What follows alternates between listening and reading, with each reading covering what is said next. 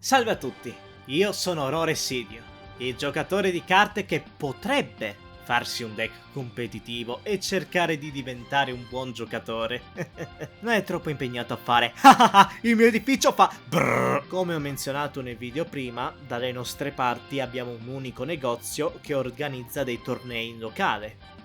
Quindi dalle nostre parti non ci sono eventi di chissà che importanza. Ma lo scorso anno quel che poteva essere un miracolo è accaduto. Dalle nostre parti è stato organizzato un torneo regionale. Per farvi capire bene la differenza tra l'uno e l'altro, prima descriverò i vari tipi di tornei al quale sono abituato. I tornei locali e gli eventi pre-release.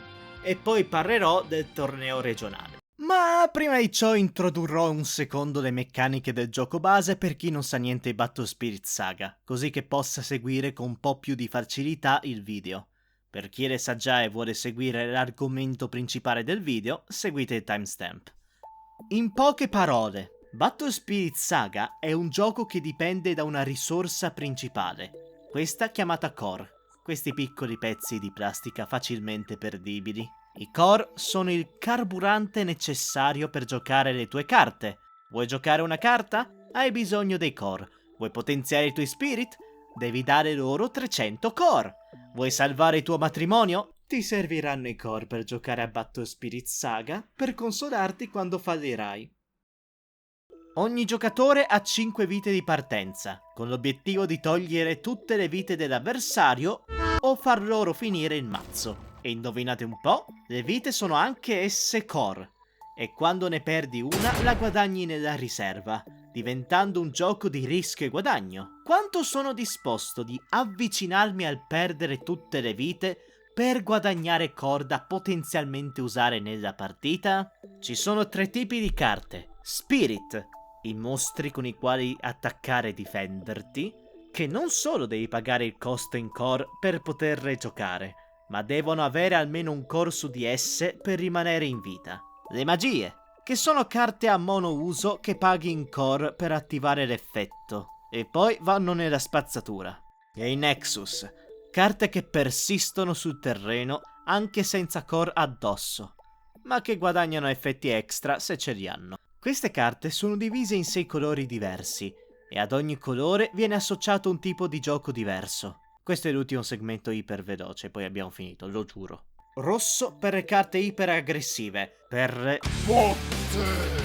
Bianco per le carte iper difensive, per evitare le botte. Le carte viola, il mio colore preferito a proposito, per poter mettere i bastoni nelle ruote all'avversario in tutti i modi possibili. Le carte verdi per generare le risorse e poi passare all'attacco. Le carte blu, che usano i Nexus per potenziarsi e distruggere il mazzo avversario.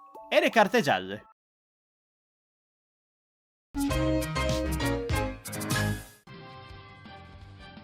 In un torneo locale ci si rivolge al negozio pagando l'iscrizione al torneo. Nel caso del negozio che frequento, 10 euro. Al che viene dato un pacchetto con carte speciali di quel periodo, con dentro una singola carta. Al che poi si va a fare le partite per il torneo in stile svizzero. Il numero di round dipende dal numero di partecipanti.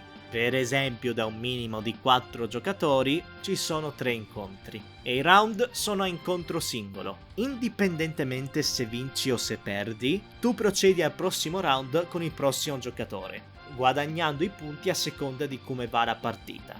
E vince il torneo il giocatore che ha più punti. Dopo il torneo, i vari giocatori ricevono come premio varie bustine dal negozio, a seconda di come si sono posizionati nel torneo. Inoltre, il primo arrivato riceve una bustina con un'altra carta speciale, ma questa volta appunto con la scritta Winner.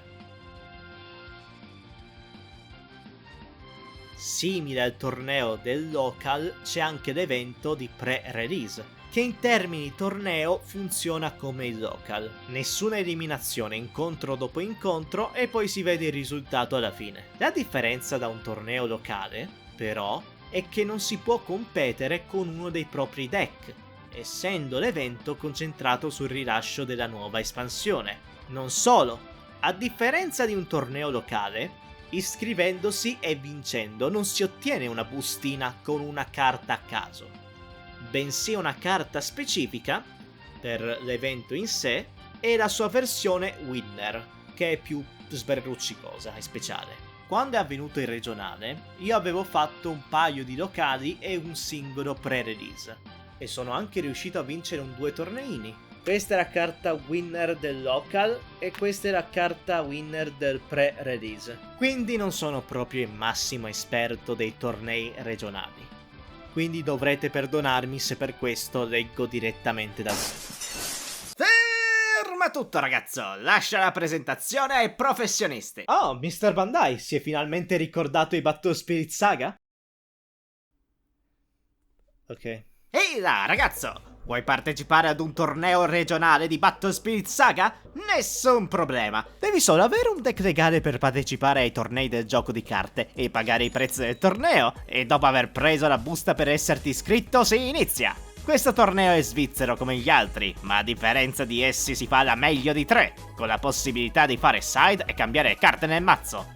E a differenza del torneo locale, i premi sono molto più sostanziosi. Wow, davvero? Esattamente! I primi 16 hanno un'altra busta a carta singola come premio. I primi 8 ottengono una carta speciale come premio, ma i primi 4 è quando si fa interessante, perché i primi 4 verranno invitati all'evento Pro Fest. Wow, figo! Ma solo in America. Vaffanculo! Ma ai primi 2 arriva una copia speciale di una carta particolare, che vale più della carta per il puzzone all'8° posto. Scusa, ma i primi 2 hanno comunque i premi dei primi 8, quindi è lo stesso premio, quindi com'è che sono... Ma lasciamo perdere gli sfigati dell'8° posto, perché al primo posto c'è un set di core in metallo. Niente più gemmette facilmente perdibili in plastica. Ora le potete avere facilmente perdibili in metallo. Un segmento di Mister Compagnia che non finisce in una truffa o in una cavolata. Beh, ben accetto. Strano, ma ben accetto. Grazie, Mr. Bandai. È stato veramente... Aspetta un secondo. Se però solamente in America si fa questa cosa del terzo e quarto vanno nell'evento speciale, significa che in Europa il terzo e quarto posto non hanno niente? Ha qualche premio di consolazione, qualche sostituto, una carta speciale o... Ciao ciao! Ok.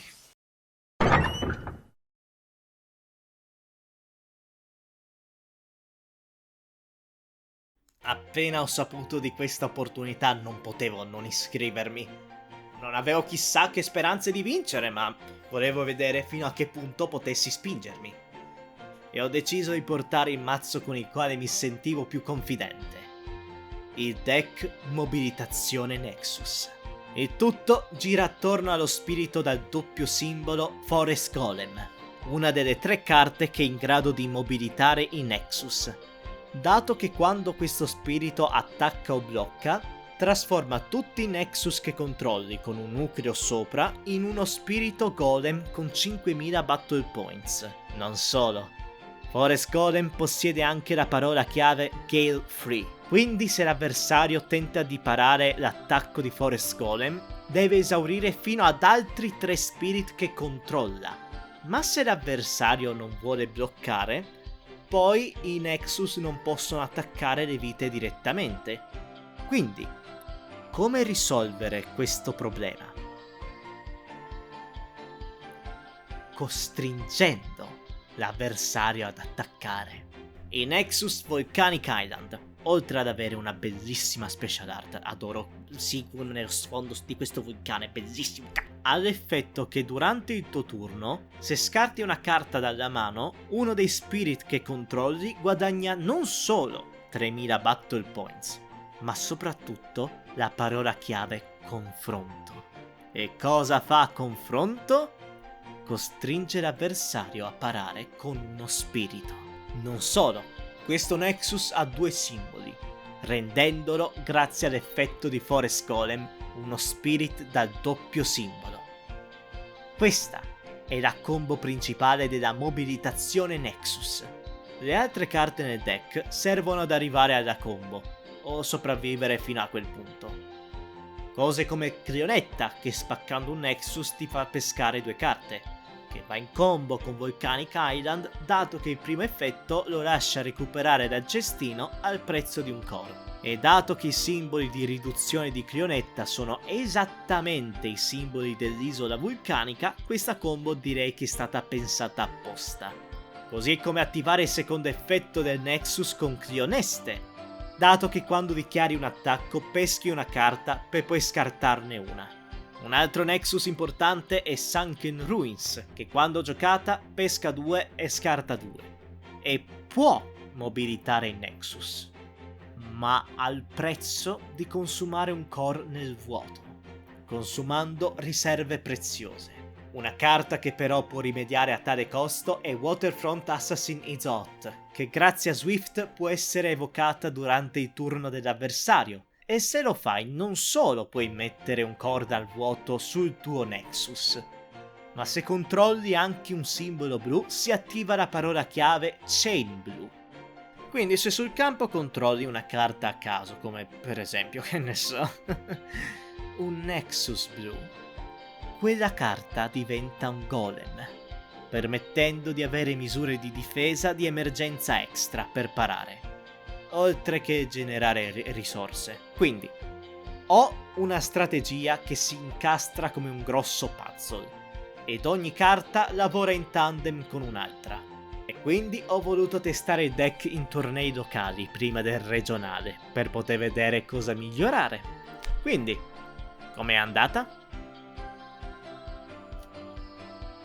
A parte il fatto che il torneo locale è stato annullato e quindi abbiamo solo fatto un paio di amichevoli, sono stato completamente annichilito da un mazzo di controllo rosso e viola.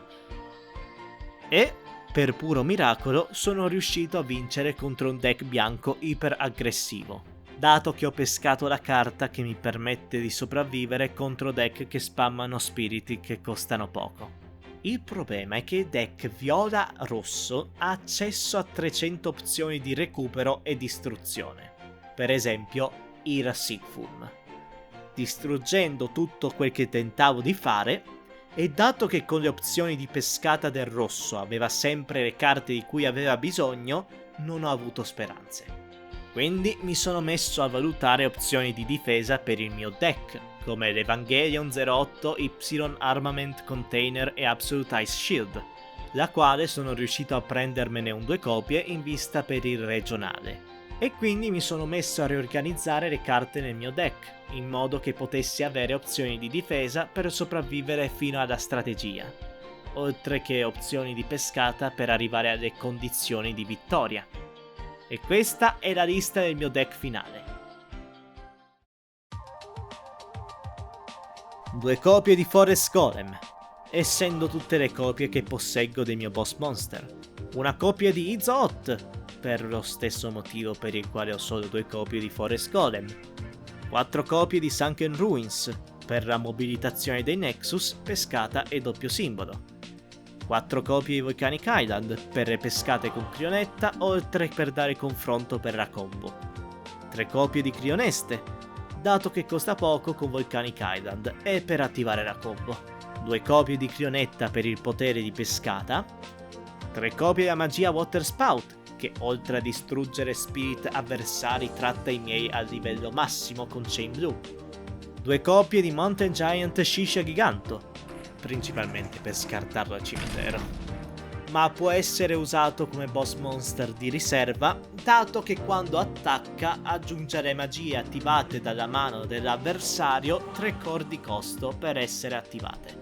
2 copie di Dark Flytrap Mantis per avere uno spirito che costa poco, potenzialmente gratis, per mettere sul terreno un simbolo blu o verde.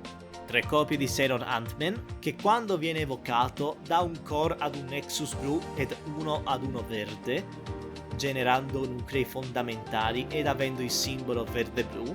3 copie di Marble Golem, stessa funzione di Crioneste, anche se meno versatile, costando di più da evocare, avendo l'effetto a partire dal secondo livello e con la parte più importante di esso dietro a un Chain Green. 4 copie di Charge Draw, che mi è stato possibile avere solo perché un paio di giorni prima mi è stato regalato uno speciale kit con una versione potenziata dello Structure Deck rosso. Una copia del Nexus Wheelie che non solo ha lo stesso effetto di Volcanic Canyon, ma va in combo con l'EVA 08. 3 copie dell'EVA 08Y Armament Container per generare risorse ed avere spiriti indistruttibili. 4 copie della carta Eat Me Cake.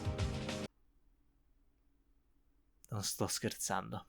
Che quando viene evocata rivela le prime 3 carte del deck e ti permette di aggiungere alla mano tra queste una carta con Ascend. Il resto va in fondo al deck. E se usato come materiale da Ascend, ti fa pescare 2 carte dal mazzo. E questo è fondamentale perché entrambi i miei boss monster, tu guarda in caso, ascendono da uno spirit che costa 4. Cos'è la mia vita? 3 copie di Finishing Blow, dato che mi serve potere di pescata e di scartare carte per Volcanic Island. E non avendo Strong Throw, 4 copie di Abyss Walker, uno spirito che non solo genera core quando blocca andando in combo con Water Sprout, ma soprattutto quando ascende ti permette di giocare una Nexus nella spazzatura senza pagare il costo, riciclando eventuali carte scartate da Crioneste o Finishing Blow. Una copia di Unchained Arena per contrastare deck aggro a basso costo, una copia di Seabed Lighthouse che non permette di attivare magie dalla mano se non si ha un simbolo del colore di quella carta sul terreno. Quindi non puoi giocare una carta bianca se sul terreno hai solo carte verdi, per fare un esempio veloce. Una copia di Sacred Totem Poder che non solo anche essa contrasta strategie aggro a basso costo, ma aiuta anche la combo principale del deck, permettendo di infliggere un colpo alla vita anche se Forest Golem viene parato. Una copia di Ancient Draw, stessi effetti di Eat Me Cake ma molto più accessibili in una magia rossa, ma non avendo altre copie. 4 copie di Greenbot per poter generare token per difendermi. Una copia di Lindel per generare risorse. Una copia di Calavin Kale che gioca più affine ad un mazzo blu classico e sinceramente la gioco solo perché mi è comodo averla. E 2 copie di Absolute Ice Shield per non morire. E questo porta a un mazzo di 60 carte giocate. Il limite. Il side deck è composto principalmente da 9 carte, 2 copie di Death Patok nel caso l'avversario fa side per carte che distruggono i Nexus con facilità, 3 di Raging Tide e 4 di Vontolo Mew per distruggere strategie spam di costo basso.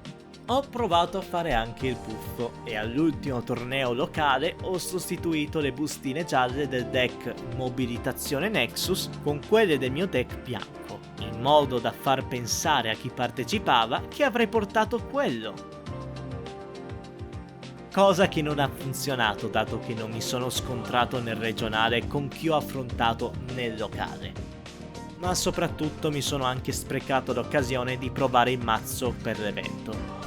È un peccato, adoro fare i giochetti mentali come questi, ma non conviene alla lunga. Ma bando alle ciance, è ora di trattare l'argomento principale. Come è andato?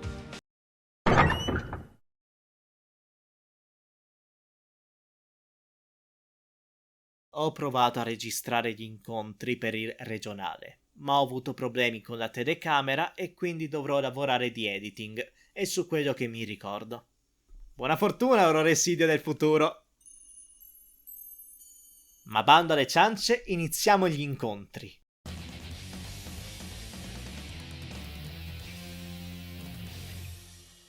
Il primo incontro è avvenuto contro un deck che usa carte dalla quinta espansione di Battle Spirit Saga, così come il mio mazzo.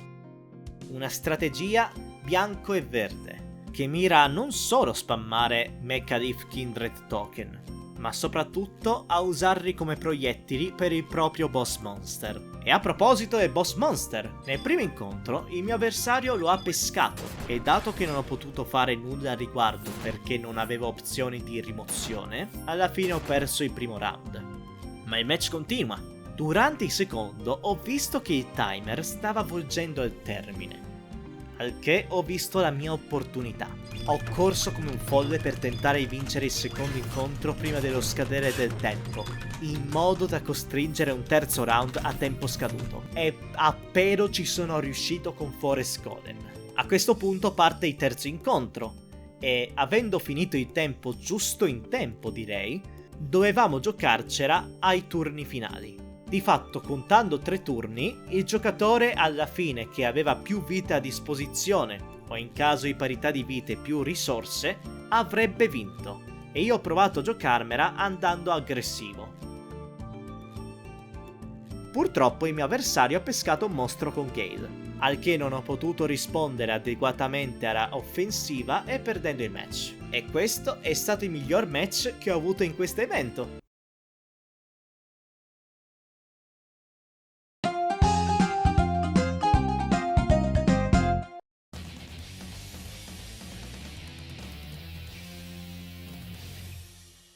Il secondo incontro è avvenuto contro un deck che utilizza carte che beneficiano gli Spirit Gale, come per esempio il Nexus Hurricane Highlands, che permette al giocatore di guadagnare core quando evoca uno Spirit con Gale, tanti core quando il numero vicino all'effetto Gale, oltre che il boss monster Feng Wang, che sebbene non abbia un doppio simbolo, può togliere 2 vite al livello massimo, permettendo all'avversario di rimanere sull'offensiva senza pensieri. Inutile dire che contro un deck che può andare iperoffensivo, il mio che ha bisogno un attimino di solidificare la propria strategia non ha avuto nessuna chance. E ho perso entrambi gli incontri senza poter reagire.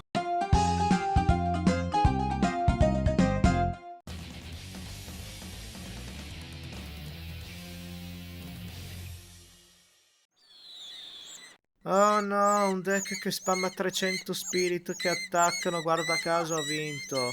Oh tu guarda che sorpresa.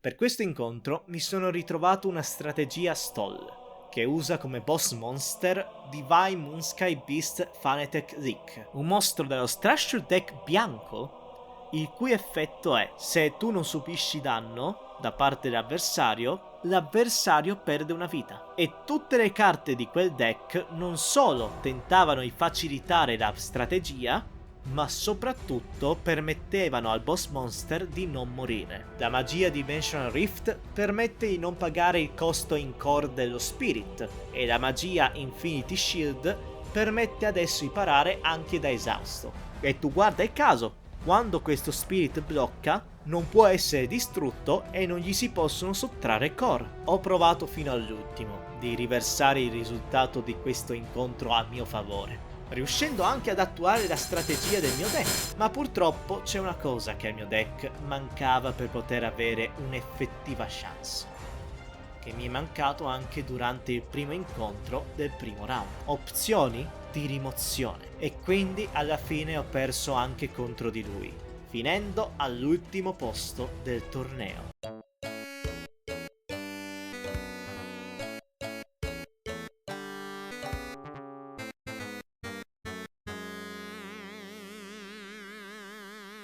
Mai, almeno da questo evento ho imparato la mia lezione e al prossimo regionale vedrò di fare meglio, giusto Bandai?